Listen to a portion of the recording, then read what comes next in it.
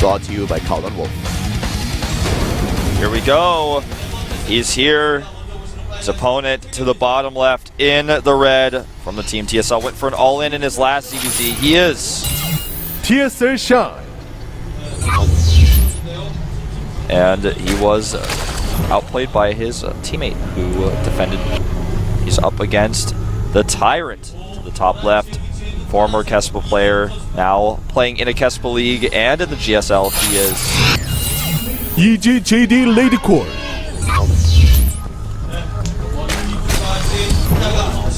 Why aren't they going for the RC? Yeah, I don't know. Everything is pretty weird. EGJD, they don't even pronounce it Jadong, but then they go for the lady call. Yeah, that's a little bit weird. I mean, we hear the lady call every single time that he's playing, that's true, but... I wonder about that. It's a little bit inconsistent, really, if you think about it. We have both of these players now starting with a bit more of an economy-based opening. We already see the drones walking towards the natural, so we have hatch first for both of these players. In the last game, as Wolf pointed out in the ZVZ, Shine decided to go for a 10-pull opening. This time, it's a hatch first. The same is true for Jadong. He's great in the ZVZ. Wants to play the late game here. His micro is excellent, but as mentioned, and we can't point it out enough, he just came off an international flight and has to feel exhausted here. We didn't get to talk to him just yet. He just came into the studio. We don't know if he was able to sleep on the plane, if he got a good night's sleep before he boarded. We have no clue in what state he is right now. Is he tired? Is he exhausted? Or does he actually feel decent? Yeah, we'll find out during one of our breaks, of course. Find out how well he can play. This is a big map. This is a map where we may see Mutalisk come into play, especially at these positions. Because if you want to take a third, you want to take it, usually that one that goes slightly towards the center. And that base is pretty exposed to Ling run by, so if you have Mutalisk coupled with that, especially considering how easily it is to bounce between that base and the main, I could see Mutalisk being pretty good on this map in ZVZ. It's a very big map, and you always have to... You always have to be careful if you go for a Mutalisk versus Mutalisk battle, because the player that gets... It's a snowball effect. The player that has more gas, has a better Mutalisk counter, gets the upgrade a bit faster, can dominate the first fight. And if you don't realize that your opponent has an edge in a Mutalisk versus Mutalisk fight, then you will lose your momentum immediately. You will lose too many of them, and then suddenly everything shifts in favor of your opponent.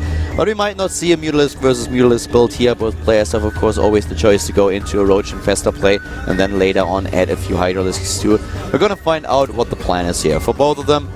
This is going to be a game that's kind of about when the tech is chosen, what they choose, because neither of them are going for aggression. They're just going for surging speed. We could see one of the two players go for a big attack, but with the tools that both players now have, with both of them having speed and Bailing Nest, it's going to be hard for them to make an attack work. So it's going to be about who techs first and how do they do it. What tech are they going for? In a ZVZ, you're usually not able to skip the Bailing Nest. It just comes with a risk. Yeah. In the last game, that was not true because of how the game started. Shine with the early aggression, and then Simple already in a position where he had those double Spine Crawlers and the extra queens to defend against the one base Baneling attack. He went straight for the Roach Warren, but especially with the ramps that we have at the natural, the broad ramp, we have now both of them going into the Banelings. The rule is, oh, look at that, Jadong's going for aggression. Yeah, Jadong going for the aggression here. Shine, it looks more like he wants to have the defensive Banelings at top of his ramp, but Jadong for a lot of Zerglings here at 22 Harvesters, a bit like Hyun style. And that's why you have to have the Baneling Nest. A good rule of thumb, in fact, for ZVZ is if your opponent has a hatchery, you need a Baneling Nest, because he could do something like this. He could just use the hatchery for production purposes. He's been scouted, though, and this is going to give Shine the opportunity to make a few more Banelings defensively here, make an additional Spine Crawl if he wants to. He already has one, and that was not a good hit. Uh-oh. Oh, the Queen gets caught. The Queen gets caught. Indeed, the Queen is dead. And here come those Zerglings and Banelings that we talked about, trying to get into the main base, bust their way through, taking down the Zerglings. This is bad news for Shine now. He doesn't have a lot of units. He actually doesn't have anything at this point. The one Baneling is not the concern. Those two Zerglings actually are, though. He does get them away. Jadong could try to make them into Banelings, but decides not to, since he's obviously spotted here. But Shine now in a position where he's pretty happy with his defense, I would say. Losing the Queen is the worst that happened. Yeah, this is very unfortunate for Jadong. You could see that his Baneling hit in the main base damaged so many of them, so many drones. Another Baneling head or a few more Zerglings could have won him the game here. But now Jaedong is the one who has to defend against Shine's counterattack. Both of them are still fine regarding the Harvester count. They're actually very even, are going for additional drones. Jaedong now forced to go into the spine crawler. He adds 3 gas. He wants to prepare for the tech transition, but first of all he has to deal with Shine's army. Yeah, Shine's army is pretty fierce. Jaedong finishes the spine crawler though, and he sees up the ramp. He says, okay, so Jaedong's got 1 spine here, he's got the queen. I'm just going to hang around, but I'm going to drone up at home because this is not how I can end this game. I cannot win the game here. Try to get some drones, get some scouting information. He uses the Zerglings to tank, and a few Baneling hits go off. Not a massive amount though. He doesn't kill too many. He doesn't kill too many here. The Harvester count is getting better and better for Jaedong. He has a slight lead here. Yeah, he doesn't get into the main either to see the lair tech, so he doesn't have that scouting information going for him.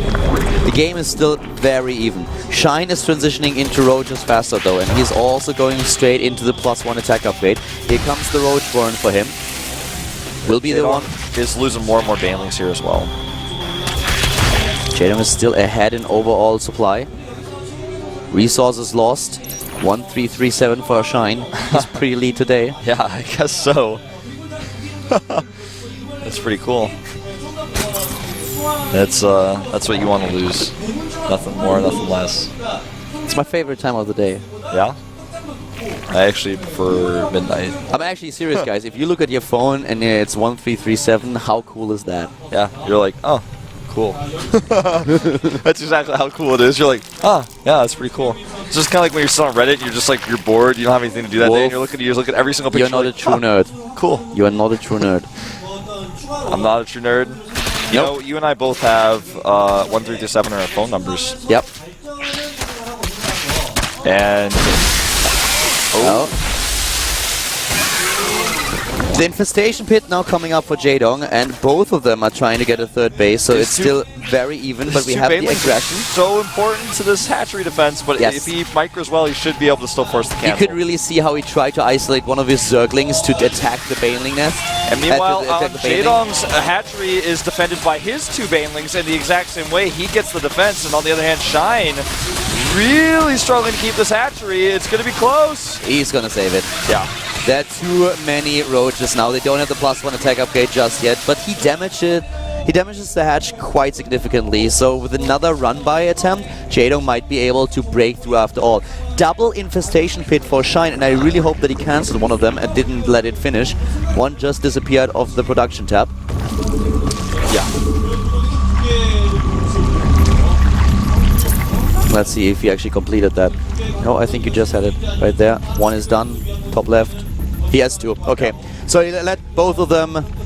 Yeah, he didn't cancel an infestation pit. We have double infestation pit for Shine at this point. He could go neural parasite. Yeah. that would be quite the surprise. You know, I don't remember who it was who went neural parasite in ZVZ the other day, but yeah, that was a misclick. I still think about that to this day. Look at those upgrades. +2/+2 coming out for them simultaneously. We have also pathogen glands. Roach count is a little bit better, actually a lot better for Shine. He's already running across the map. Can Jaedong defend? He has his infestors ready. He needs to use them well, and also the spine crawler if he wants to defend against Shine's aggression. But Shine doesn't really seem confident enough. What is this? It's Contaminate. I was looking at this and I'm like, is this a bug? He contaminated the +2 research. Yeah. And I looked at the production tab and I thought, uh-oh, we have a bug. This is not a PvP, Wolf. We don't have an unpowered forge. Okay. I was starting to get a little bit concerned. We do have a bunch of bugs though, if you want to call this a bug race, walking across the map. It's more of, I don't know, I wouldn't call it an insect race. There's a little bit of a roach run-by. Roach-by is spotted. Jaedong is a little bit behind in the overall supply, but he's now getting an additional hatch. We have them at Jaedong with the lead in the Harvesters. The better economy, trying to get those infestors out a little bit faster. The game is still pretty even here. +1/+1 for Shine. This is a slight edge that he has. We don't have the armor upgrade yet for Jaedong. And we have the Hydra Den now for the EG player. Go is the first one to go into the Roach Hydra Infestor composition. Yeah, and he's got to make sure he makes the good ratio of those units. Ooh, that Roach gets away to live another day. That was close. Jaedong has a very aggressive position here, but because Shine has enough infestors to defend his hatchery, he can't really do anything. And this is the situation in ZVZ where the players are so close that on a big map like this, it's hard to figure out whether or not you can attack and make it work. So we might actually have Hive Tech if this game continues on any longer like this. Yeah. Nice trap here on those few roaches that Shine had on the map. The last one is trying to run away, but well, that's not gonna happen. +1 armor upgrade is now started for Jaedong, whereas Shine already has the second armor upgrade on the production tab. So right now, we have him with the lead in upgrades. Jaedong is getting a bit ahead in the overall supply. This would give him an edge in the game. The infestor count is currently at 7 for Jaedong, 4 for Shine. Very, very similar supply counts. Yeah. And I wonder what Jaedong is going to do to try to attack. He's taken up 4th, but I wonder how he wants to make sure that he can keep Shine down. You know, keep him on his back foot. Do you see those 2 hero drones in the composition in the army? Yeah, I saw those. They want to fight. They begged Shine to be able to participate in the fight. And after a while, after all that bickering, it's like when your girlfriend asks you all the time to buy her this one handbag that she always wanted, and then you just give in because you can't stand it anymore. This is exactly the same situation. Those 2 drones were like, please, I want to do something worth. I was not made to make minerals. Yeah. I was here to fight. And here we go. The fighting commences. Jaedong with the better initiate here. A lot of infested Swarmix are now being chopped, and here we go. Jaedong trying to bust his way through. Those Hydralisks are landing him a little bit of extra damage. He's moving in, not even getting close enough to the infestors to take them out, but he takes a huge supply lead. Huge lead indeed, and this is exactly why his bank is going to be better than Shine. Shine has spent his entire bank to make new units, and now Jaedong is pushing through. He's going to be able to catch these infestors. Nice burrow. The burrow saves the infestors. They can fight another day, but look at the bank for Jaedong. The EG player is doing such a great job. Shine's reinforcements are now moving in, but Jaedong doing such a great job here, taking down the 3rd base. He's on 4 bases against 2 now. Certainly, he's got a lot of extra production with that as well. And Shine is in so much trouble here. His +2 Carapace was almost done before that fight. They would have had a massive upgrade lead over his opponent, but unfortunately, Jaedong hit him at just the wrong moment. Now the drones are really coming through. Maybe they're going to fight. I doubt it. They're actually just long-distance mining, but Shine is down 70 supply. He's down 2 bases. He is in a lot of trouble, and now he is finds himself in a situation where he's going to get funneled in the middle of the map where he can't retreat. He can't retreat here. There are too many roaches, and this is it. GG. Jaedong takes his first game today. Off a plane, sits in the booth. Look at how tired he looks, actually. But he doesn't care.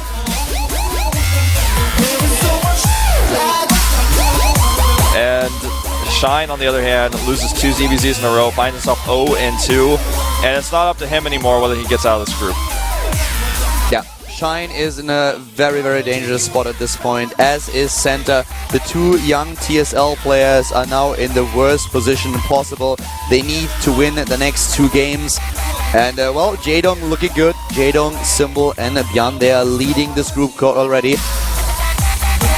And now things are starting to become very interesting, because with the next few games, us being in a 5-player group instead of a 6-player group, the next few games will definitely reveal who claims at least one of these Code S spots. We have Byan entering the lobby, and let's just have a quick look. Do you know who is facing? The match order was shuffled around a little bit. What? Jaedong? Okay, so Jaedong has to play 2 games back to back? Yeah, actually, because of what happened. Yeah, I guess that's true. You know, some people might dislike that, but I think for Jaedong, since he might have had to move booths otherwise, he's probably okay with it. Because that's true. Because the way the matches work, you have to keep moving from booth to booth and doing your settings, so he's probably alright with it. Jaedong versus Byan is going to be the next game. The map for our Terran versus Zerg is Cloud Kingdom. Map that we already saw earlier in a ZVZ, and Jaedong is already joining the lobby. So if he actually takes this game, this would be brilliant for him. He would suddenly tie with Symbol. Both of them would be at a 2-0, and Byan would be at 1-1. Shine and Center are both 0-2 in the group. So, yeah, pretty cool for Jaedong if he takes the game, but if not, then suddenly he's on 1-1 and we have Bjarne being tied with Symbol.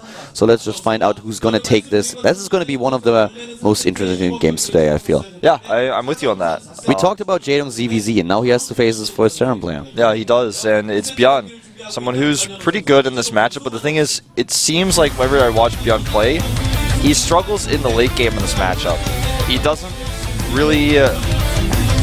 he doesn't flow into that fourth base like so many other Terrans do. We're seeing a lot of Terrans really struggling in this matchup overall in this current state of StarCraft 2, where we have very few Terran players able to get past in some of our tournaments, like, for example, the Blizzard Cup. And we'll see how Bjarne deals with how things are going. Jay, on the other hand, still has to overcome his tiredness, his fatigue from that flight. I would really be... I don't know. I want to ask him first if he's really tired. Yeah, I would like to know. Because the thing is, I, for example, can sleep on a plane. I have no problem with that. And before we know, we're going to ask him in the break. But he looked really good against Shine. So I want to know how much this really affects him. It's of course definitely giving him a disadvantage here. Let's see how he can deal with Bjarne. He was able to win against Shine. Now he's up against the Terran player. Jaedong looked strong in the first game today. Can he do it versus Bjarne? The Prime player has a 1-0 as well. Both of them are on the same score here. The map is Cloud Kingdom. We are jumping into the game. Jaedong up against Bjarne. The GSL up and downs.